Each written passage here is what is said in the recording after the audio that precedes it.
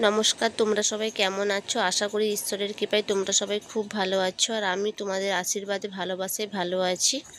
প্রথমেই আমি তোমাদের সবার কাছে ক্ষমা চেয়ে নিচ্ছি, কারণ আমি গতকাল কোনো ব্লগ দিতে পারিনি। যারা আমার প্রতিদিন ব্লগ দেখতে ভালোবাসো তারা হয়তো আশা করেছিল দিদিভাই আজকেও ব্লগ দিবে, কিন্তু দিদিভাই কেন ব্লগ দিল না, তার জন্য আমি তোমাদের কাছে ক্ষমা চেয়ে নিচ্ছি। তোমরা তো আমার পরিবার, তোমাদের কাছে আমি মিথ্যে কথা বলবো না, সত্যি কথা বলবো। সত্যি বলছি, আমি এডিট করে উঠতে পারিনি, তাই তোমাদের সামনে আমি গতকাল ব্লগ দেইনি। তোমরা তো জানো আমার একটা ছোট বাচ্চা, তো ছোট বাচ্চাকে নিয়ে অনেক ঝামেলা থাকে, তারপরেও সাংসারিক কাজকর্ম থাকে, তাই সম্ভব হয়ে ওঠে না, এডিট করতে পারি না। এডিট করতে গেলে অনেকটা সময়ও লাগে, তাই কালকে আমি সময় দিতে পারিনি। তোমরা হয়তো ভাবছো যে দিদিভাই সবসময় বাচ্চা আর সংসারের দোহাই দেয়, কিন্তু না গো, আমি যে কালকে এডিট করতে বসবো সত্যি সময় পাইনি। আর যেটুকু সময় পেয়েছি সেটুকু সময়ের মধ্যে কোনো পার্সোনাল প্লেস পাইনি যে আমি বসে এডিট করে ভয়েস দিব, তাই আমি এডিট করতে পারিনি।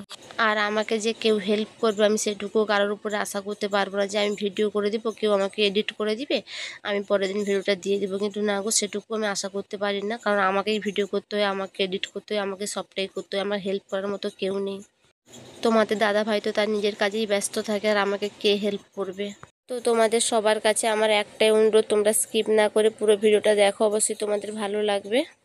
তোমরা দেখতে পাচ্ছ আমি ঘর মুছছি। হ্যাঁ বন্ধুরা, আমি সকালে সমস্ত কাজকর্ম মোটামুটি শেষ করে ফেলেছি, তারপরে ঘরের মধ্যে চলে এসেছি ঘরটা মোছার জন্য। ঘরটা মোছা হয়ে গেলে মোটামুটি আমার কাজকর্ম শেষের দিকে। তো তোমরা দেখলে আমার খাটের উপরে এখনও মশারি টাঙানো আছে, কারণ ছেলে এখনও ঘুম থেকে ওঠেনি। তো ছেলে ওঠেনি, তার মধ্যে আমাকে কাজ বাজগুলো সব শেষ করে নিতে হবে।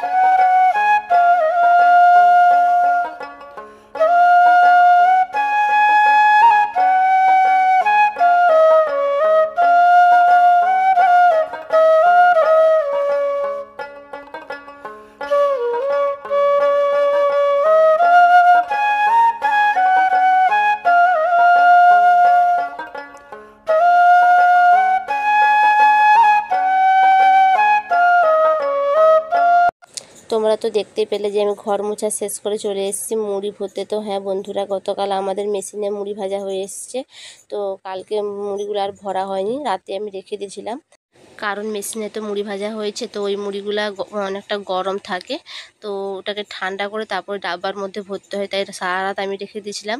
এরকমভাবে বস্তায় ছিল, সকালবেলায় যে ডাব্বাতে ভরছি।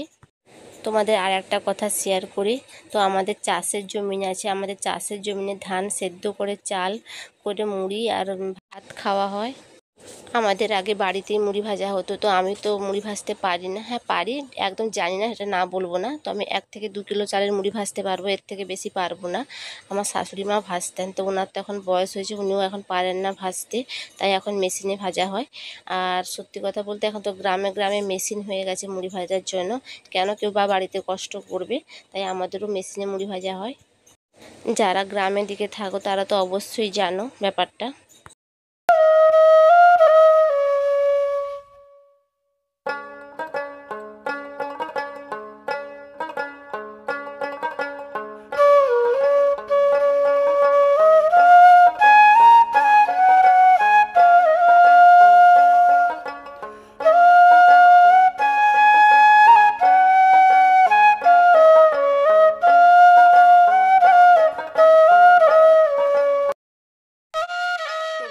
আমি দুধ পুলি বানাতে বসছি, তো তোমরা হয়তো ভাবছো দিদিভাই সকালে আলু ভাজা আর রাতে দুধ পুলি দিয়েই ভিডিও কভার করে দিল কেন, যে দুপুরের কি। সত্যি কথা বলছি, আমি সব কিছুটা ক্যামেরা বন্দি করতে পারিনি, তাই তোমাদের মুখেই বলে দিচ্ছি। দুপুরে মাছের ঝোল, সবজির তরকারি আর ঢ্যাঁড়স ভাজা করেছিলাম, তো সবগুলো আমি ভিডিও করতে পারি না, আমার পক্ষে সম্ভব হয়ে ওঠে না। কয়েকদিন বৃষ্টির কারণে একটু ঠান্ডা ওয়েদার হয়েছে, তাই শাশুড়ি মা বললেন যে একটু পিঠে করলে খাওয়া হতো, তাই দুধ পুলি বানাতে বসছি। তো তোমাদের রেসিপিটা আমি শেয়ার করতে পারলাম না, কারণ ছেলেকে ফোনে কার্টুন চালিয়ে দিয়ে আমাকে বানাতে হয়েছে, তাই আমি ভিডিও করতে পারিনি। ও তো ছোট কিছু বোঝে না, হাত দিয়ে সব থেঁদেলে দিচ্ছে। আর এগুলো বানাতে তো অনেকটাই সময় লাগে। মা আর আমি দুজন বসে বানালাম। তোমাদের অন্য কোনো একটা ভিডিওতে আমি রেসিপি শেয়ার করব। তো বন্ধুরা যারা আমার চ্যানেলে নতুন বা আমার চ্যানেলটাকে এখনও সাবস্ক্রাইব করোনি, অবশ্যই সাবস্ক্রাইব করে নেবে। পাশে থাকা বেল আইকনটি অবশ্যই প্রেস করে নেবে নতুন নতুন ভিডিও দেখার জন্য। আর আমার এই ভিডিওগুলো কেমন লাগলো অবশ্যই জানিও। ভালো লাগলে লাইক, কমেন্ট এবং শেয়ার করো।